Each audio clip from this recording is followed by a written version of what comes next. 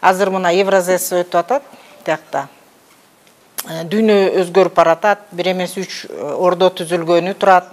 Чын-чынына келгенде, ошол эле ордолор, ошо Кытай, Россия, Америка менен Батыш, түштүк. Мына ошол ордолордо Кыргызстан кандай орунда болот? Мындай чын-чынына келгенде жаштарды карап туруп ишенесизби, ушул мыйзамга да шайкеш болот, келечегибизге да шайкеш болот деп? Мен айткым келет да.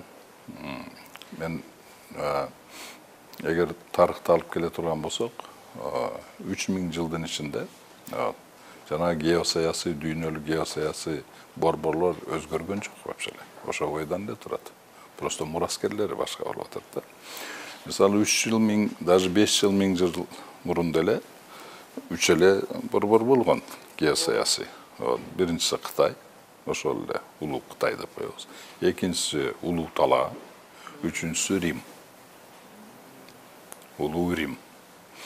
Азыр эми 5000, 3000 жыл өткөндөн кийин деле ошол эле борборлор. Ошол Римдин ролуна Батыш менен жанагы кошулган штаттар башында турган Батыш. Улуу Талааңызчы? Улуу Талаанын мураскери азыр Россия болуп атат. Бирок ошол Улуу Талаага барды киргенде, Улуу Талаага мисалы Кытайдын түндүк жагы толугу менен кирген, Индия толугу менен кирген, Афганистан толугу менен кирген. Мындайча айтканда ошол Улуу Талаанын немесиге даже Персия деле кирип кеткен, хотя Персия өзүнчө эле эме болуп атат деп.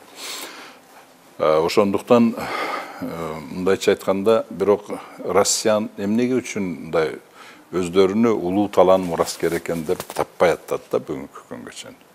Бирок жанагы союз бузулганда элсин, анан Украина, Белоруссия, Россия болуп туруп өздөрүнчө бизге Беловежский пущада СССРди бузган деле ошондой үмүт менен бузган. Азыр биз бузуп туруп азиаттардан бардыгынан кутулабыз дагы, анан кийин Европага кошулуп өзүбүзчө дагы бир мощный болобуз деп ойлогон да, себеби өздөрүн европеец. Бирок алар өздөрүн европеец деп, европеец деп эсептегени менен европаларды кошпойт эле. Аларды европеец деп эсептебейт. Аларды нукур азиатсыңар деп айтат. Айрыкча орустарды. Мисалы, эмеге барсаңыз, мен көп жолу Англияга чыктым, англичандар мисалы да.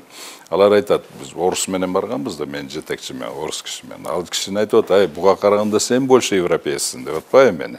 Это вообще өзгөрбөйт, бул оңолбойт деген сөздү айтты да. Ошондуктан булар мына СССРди бузуп анан кийин кошулабыз деген менен карабайсыңарбы? 30 жылдан бери киргизгиле деп эме кылды, не то что үйүнө, короосуна киргизбеди да буларды. Карабайсыңарбы? Кайра эле биз тарапты карап туруп атышпайбы? Дарбазасын алдында эле деп селеп эле турат го. Даже дарбасынан нарага короосуна киргизбеди. Ошону түшүнүп эми согушуп ататтар. Ошондуктан берде мындай да, мен өзүм коллегаларыма, орус коллегаларыма көп айтам да, силер Алтын Ордонун, Улуу Талаанын мураскерибиз деп эле айтсаңар, ошондон анан кийин жанагы баардык силерге кошулат ушулар. Бүт түрк элдери, Азия элдери, Кытайдын, Монголия, Индия баардык силерге кошулат. Себебиден илгертен булардын менталитети, булар тарыхты жакшы билет силерге караганда, ким кандай экенин. Демек биз түпкү нерсебизди кыргыздар эстеп жүрүшүбүз керек. Ошондо түпкү нерсе. Себеби деген биз мындайча айтканда, биз кыргыздар жайы каяктаганда мен айтат элем, Улуу Талаада биздин жайыбыз. Понимаете? Себеби деген биз только Улуу Талаа менен эме кылып калабыз. Кытай бизге мындайча айтканда менталитети жагынан деле туура келбейт да. Ошондуктан бул азыр мисалы Россиянын эмеси, Путин азыр булар сразу баягы өздөрүнүн жанагы Третий Рим болобуз деп өзүнчө булар деле Третий Рим болобуз деп 17-кылымда деле аракет кылган. Бирок Третий Римди алар кошподу. Азыр эми жанагы 91-жылы деле Третий Рим болобуз деп кайра өзүбүз киребиз, ал деле болбой калды. Эми бүгүнкү күндө ошол саясаттан 500-700 жылдан бери мындай расмий саясат жүргүзүп аткан Россиянын анан баш тартышы кыйын да. Ошондуктан акырындап тартып атат да. Мисалы, Путинди ала турган болсок, Куликовский битваны бул граждандык согуш деп тапты. Понимаете? Ол эмнени айтып атат? Ал жерде мындайча айтканда граждандык согуш, ал жакта бул жакта да азиаттар, бияктан да тияктан да орустар. Мындайча айтканда бийлик талашып эме кылган. Вот, анан Ошондуктан кече жакында Путин айтты, кыргыздар бул түрк дүйнөсүнүн өзөгү деп айтты да. Алтай цивилизациясы. Алтай цивилизациясынын өзөгү dedi. Алтай цивилизациясы. Алтай цивилизациясынын түрк дүйнөсүнүн өзөгү деп айтты, мындайча. Улуу талаа дегендин өзү эч нерсеге баш ийбеген оңой менен. Металлургияны, колесону, атты эме кылгандары, эң передовой эмелер, технологиялар, военный технологиялар, куралдар барды бизден жаралган. Ошондуктан биздин бабалар жеңип жүргөн бүт. Аныңыз туура. 1,5 жыл бардын башкарганы бул жөн эле эместен эмес. Бул ушул жагынан, технология жагынан, билим жагынан, анан кийин жанагы мамлекетти түзүү жагынан биз алдыда болгонбуз да. Күчтүү болгонубуз үчүн 1,5 жыл дүйнөнү башкарып турганбыз. Другое дело, кийин 1,5 жылда мындай эме болуп калат. Биз вечныйбыз деп түшүнүк болуп калган. Түбөлүккө эчтеке болбойбуз. Жердин астында, көктүн астында биз гана жердин жембегибиз деп. Биз гана деп ошонтип анан көңүл бурбай, ошондон кийин бириге биrini салып, мындай улуу талааны эч ким басып жеңе алган эмес. Улуу талааны бириге биrini салып талкалап салган да. Ошол талкаланып, ошол улуулугубуздан, ошол технологиябызды, ошол баягы жетишкендигибизди бүт бардыгын биз жоготуп койдук да. Мисалы, азыр калыбына келтиргенге жеке кыргыздар үчүн, мисалы, сөзсүз идеология керекпи? Сөзсүз эмне кылыш керек? Бул жерде мындай идеология Кыргызстанды мен айтып атпайм, бутуна тургузуп коюш 5 жылдын эле иши. Биз элибиз да ошого даяр.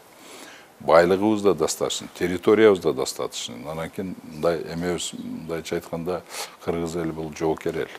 Мындай тартиптүү эл да, просто күчтүү, сабаттуу, күчтүү, мындай таза, чын дилиден эме кылам деген лидер керек да. Өз эмесини билген, так билген, кантип чыгарып кетишин так билген бир лидер болсо, ошону эл ээрчийт. Азыр бүгүнкү күндө эл кимди ээрчисин билбей калды. Чынын айткандачы. Ошондуктан эгер чыга турган болсо, эл ээрчийт обязательно. Эмне лидер сөзсүз ушу 40 жашта болуш керек, 50 жашта болуш керек? Жашы не имеет значения. Жашы не имеет значения. Мисалы, Ден Сяопин деле эме болгондо 75ке кирип калган киши болчу. Жанагы чоң реформаларды баштаган. Ошондуктан эмеге салып берип туруп, системага салып берип турган жаштарга өткөрүп бербеди. То есть бул жерде аябай чоң жоопкерчилик болуш керек да. Саясатчы деген эгер жоопкерчилиги жок болсо, бул уже мындай коркунуч түзүлүп калат да. Элди да жүдөйт, өзү да жүдөйт. Ошондуктан саясатчы деген чоң саясатчы болуш үчүн биринчи кезекте руханий дүйнөсү бай болуш керек да. Рахмат сизге. Саясатчылардан биринчи жолу угуп атабыз, руханий дүйнө бай болуш керек деген. Ушуңуздан тайбаңыз. Ийгилик каалайм, агай.